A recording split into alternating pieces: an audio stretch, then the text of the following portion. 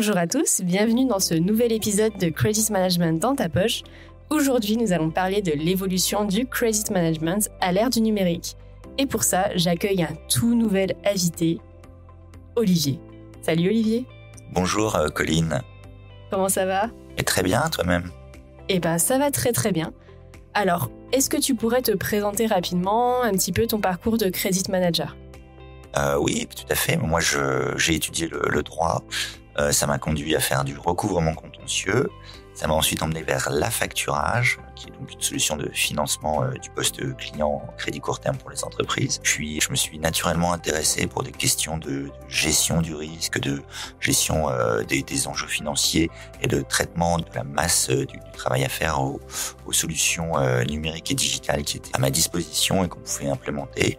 J'ai eu l'occasion aussi d'implémenter des logiciels métiers à facturage, de créer des solutions de traitement de masse pour finalement rejoindre P2B Solutions qui édite notre belle solution IDSO Manager. Eh ben super, merci, c'était très très complet.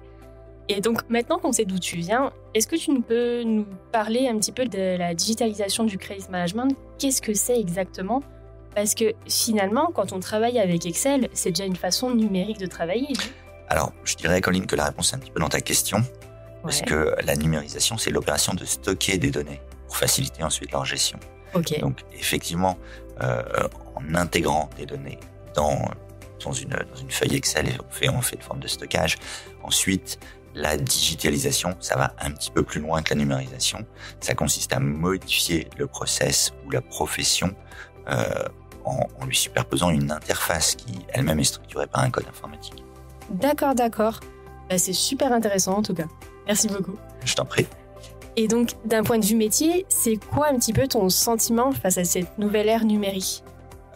Tu veux dire que par rapport à la place de l'humain, notamment dans ces schémas technologiques Oui, c'est ça. Est-ce qu'à un moment donné, peut-être tu as eu peur de finir remplacé par la technologie ? Moi, je n'ai jamais eu peur de cela. J'ai toujours pensé que la technologie venait au contraire valoriser l'humain parce qu'elle venait lui simplifier la vie sur des tâches à basse valeur ajoutée. Ça permettait de renforcer les compétences et justement la valeur ajoutée à l'endroit où l'humain est le plus utile. Quand on parle de credit management, de gestion du poste client, comme je le disais plus tôt, on a souvent des enjeux de traitement de masse et donc on pourrait se retrouver, si on n'était pas aidé par les outils informatiques, la digitalisation, rapidement envoyer du courrier papier toute la journée au lieu d'être en train de faire une négociation importante avec un client, d'accompagner sa force commerciale sur la sécurisation d'un risque pour pouvoir conclure un deal. Voilà, des tâches à forte valeur ajoutée qui là, au contraire, ne pourront pas être, en tout cas dans un futur très proche, assistées par la machine, même si on sait que l'intelligence artificielle émerge et arrive fort. On a encore besoin de nos petits cerveaux pour prendre les bonnes décisions. Et je pense que voilà, la machine nous libère du temps pour la prise de décision. Et c'est là où on compte. Et c'est pour ça que je pense qu'on ne perdra pas notre travail. Nos jobs vont sûrement se modifier, mais nous ne les perdrons pas, c'est certain.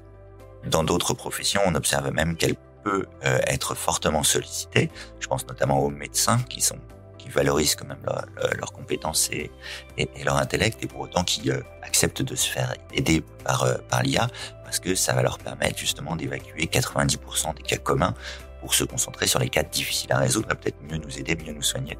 Credit Management répond aux mêmes problématiques quelque part. C'est ça, exactement. Et donc du coup, quel conseil est-ce que tu pourrais donner à un credit manager ou une personne qui s'intéresse au credit management pour mieux appréhender cette digitalisation du métier ? Alors, moi, je conseillerais aux personnes qui sont en charge d'un tel projet déjà de bien identifier les différents processus qu'ils veulent intégrer dans cette digitalisation et de se donner des objectifs à atteindre avec cette digitalisation. Ensuite, effectivement, il faudra choisir le bon outil pour l'installer dans l'entreprise. Il y aura à prendre en compte la notion de formation des salariés, intégrer un maximum de personnes pour ce qui est du credit management, intéresser à la chaîne order to cash pour vraiment mobiliser le maximum de personnes autour de la solution. Comme je le disais, on peut y intégrer le plus grand nombre de personnes, elle efface les distances, donc on a vraiment intérêt à mobiliser tout le monde dans ce process. Et puis après, bien utiliser les indicateurs mis à disposition pour mesurer la performance de cette implémentation, parce que elle risque d'avoir, un retour sur investissement immédiat, et on va pouvoir le constater dans l'entreprise très vite. D'accord. Et c'est super intéressant, et on va tous bien écouter tes conseils, parce qu'après tout, c'est des très très bons conseils qu'on a là. Et donc, merci Olivier d'avoir répondu à toutes nos questions. On a hâte de te retrouver pour peut-être un prochain épisode. Merci Colline de m'avoir invité, avec plaisir pour un prochain épisode, effectivement. Et c'est super, on va prendre rendez-vous tout de suite après le podcast. On espère que vous aurez trouvé les réponses que vous attendiez dans cet épisode. Et si c'est pas le cas, surtout n'hésitez pas à les poser sur Spotify. On va prendre le soin d'y apporter notre réponse dans les meilleurs délais et surtout avec toute l'expertise qu'on a de notre côté. Merci beaucoup d'avoir écouté cet épisode. On se retrouve le mois prochain, toujours avec Credit Management dans ta poche. En attendant, n'hésitez pas à consulter notre site web êtrepayé.fr, qui vient d'ailleurs de passer par une refonte, et également à nous suivre sur nos réseaux, que ce soit LinkedIn ou Instagram, pour toujours plus d'informations liées au Credit Management. On se dit à très bientôt, et d'ici là, prenez soin de vous.